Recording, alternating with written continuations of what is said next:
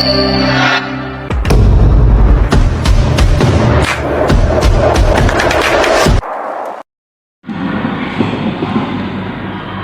warahmatullahi wabarakatuh. Salam sejahtera untuk kita semua. Perkenalkan, kami dari kelompok 6. Adapun video kami ini dibuat untuk memenuhi tugas mata kuliah model pembelajaran inovatif, yaitu dosen pengampu Ibu Vika Martahayu, MPD.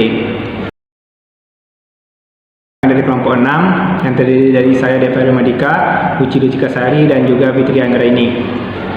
Pada video kali ini kami akan membahas mengenai model pembelajaran cooperative learning tipe group investigation yang memuat 3 topik pembahasan. Yang pertama yaitu pengertian group investigation, yang kedua itu tentang langkah-langkah pelaksanaan group investigation, dan yang terakhir yaitu yang ketiga, kelebihan serta kekurangan model pembelajaran group investigation. Baiklah, untuk materi pertama yaitu mengenai pengertian group investigation akan disampaikan oleh Uci. Kepada Uci, saya persilakan. Mengutip Rosman 2012, strategi belajar kooperatif atau biasa dikenal oleh GI dikembangkan oleh Sholem Sharon dan Yael Sharon di Universitas Tel Aviv, Israel. Nah, model pembelajaran investigasi kelompok merupakan suatu pendekatan yang menitik beratkan pada sebuah proses penyelidikan guna mencari solusi atas sebuah permasalahan dengan para siswa yang dibagi dalam beberapa kelompok kecil yang bisa beranggotakan 4-5 siswa. Model GI bertujuan untuk mengasah kemampuan berpikir kritis, kreatif, dan komunikasi melalui proses penyelidikan yang dilakukan oleh siswa secara bersama-sama.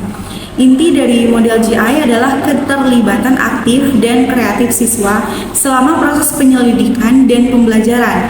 Nah, peran guru dalam model ini adalah sebagai pembimbing dan fasilitator untuk memastikan keberhasilan pelaksanaan model GI. Dalam model pembelajaran investigasi kelompok memiliki 3 konsep inti. Yang pertama ada riset, kedua ada pengetahuan, dan ketiga dinamika kelompok. Nah, riset ini di sini merujuk pada sebuah proses dinamis di mana siswa berinteraksi dan mencari solusi terhadap masalah. Pengetahuan mencangkup pengalaman belajar yang diperoleh siswa baik secara langsung maupun tidak langsung. Nah, sementara itu dinamika kelompok menggambarkan situasi di mana anggota kelompok berinteraksi dengan mengajukan ide, pendapat, dan berbagai pengalaman melalui proses diskusi dan argumentasi. Nah, berdasarkan penjelasan tipe kolaboratif GI atau group investigation, dapat disimpulkan bahwa tipe GI mendorong siswa untuk belajar lebih aktif dan bermakna. Artinya, siswa harus selalu memikirkan suatu masalah dan mencari cara sendiri untuk menyelesaikannya, serta guru bisa membantu untuk menjadi fasilitatornya. Dengan demikian, mereka akan lebih terlatih untuk selalu menggunakan pengetahuan dan keterampilannya, sehingga pengetahuan dan pengalaman belajarnya akan tertanam dalam jangka panjang. Terima kasih Uci atas penyampaian materinya. Selanjutnya, materi kedua yaitu akan disampaikan oleh saya sendiri mengenai langkah-langkah pelaksanaan model pembelajaran investigation. Menurut Slavin 2005, langkah-langkah dalam pelaksanaan model pembelajaran group investigation meliputi 6 tahapan, yang mana dalam 6 tahapan tersebut terdapat kegiatan guru maupun kegiatan siswa. Berikut 6 tahapan tersebut. Yang pertama yaitu mengidentifikasi topik dan mengorganisasikan siswa ke dalam kelompok belajar. Aktivitas guru yaitu mengelompokkan siswa berdasarkan heterogenitas dan ketertarikan siswa pada topik yang akan dipelajari. Yang kedua yaitu membantu dan memfasilitasi siswa untuk mengumpulkan informasi topik yang akan dipelajari. Aktivitas siswa yaitu menelaah berbagai sumber informasi, memilih topik, serta mengkategorikan topik-topik yang akan dipelajari. Yang kedua yaitu siswa bersama anggota kelompoknya mengidentifikasi topik yang telah dipilih. Tahapan kedua yaitu merencanakan tugas belajar yang harus dikerjakan atau direncanakan secara bersama kelompok. Aktivitas guru yaitu membantu dan memfasilitasi siswa untuk merencanakan tugas-tugas belajar yang harus dikerjakan. Aktivitas siswa yaitu siswa bersama anggota kelompok merencanakan tugas-tugas belajar tentang hal-hal apa yang akan mereka pelajari, bagaimana mempelajari materi, siapa yang akan melakukan tugasnya, serta topik apa yang akan dipelajari. Tahapan ketiga yaitu melakukan investigasi. Aktivitas yang guru lakukan yaitu membimbing proses investigasi kelompok.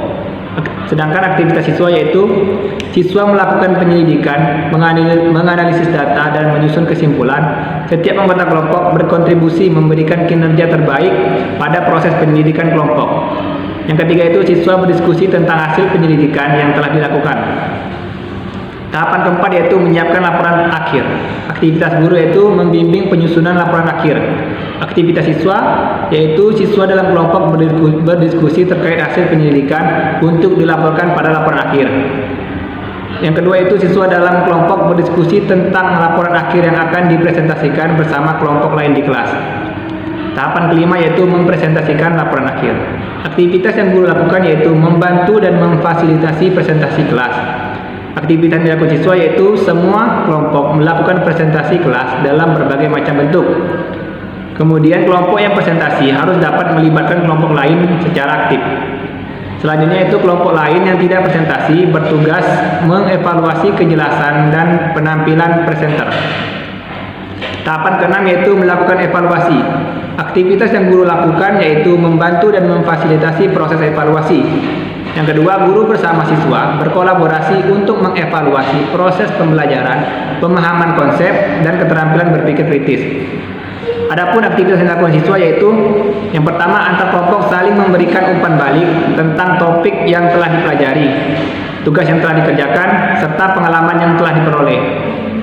Selanjutnya itu siswa bersama guru melakukan kolaborasi untuk mengevaluasi proses pembelajaran, pemahaman konsep, dan keterampilan berpikir kritis. Mungkin hanya itu yang dapat saya sampaikan. Selanjutnya itu materi ketiga mengenai kelebihan serta kekurangan model group investigation yang akan dijelaskan kepada Fitria. Kepada Fitria, saya persilakan. Terima kasih kepada moderator atas kesempatannya. Di sini saya akan menjelaskan kelebihan dan kekurangan model pembelajaran group investigation.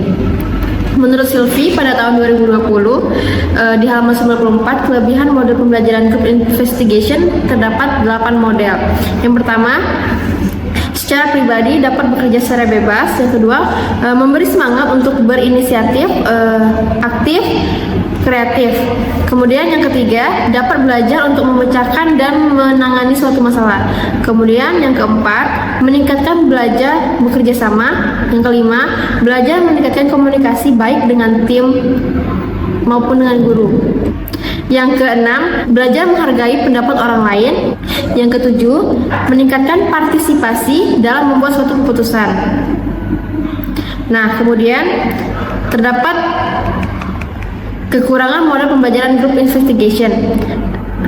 Yang pertama, sedikitnya materi yang tersampaikan dalam satu pertemuan. Yang kedua, sulitnya memberikan penilaian secara personal. Yang ketiga, tidak semua topik cocok dengan model pembelajaran group investigation.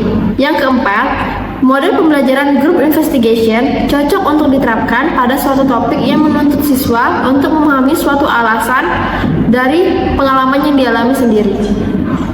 Yang kelima, diskusi kelompok biasanya berjalan kurang efektif.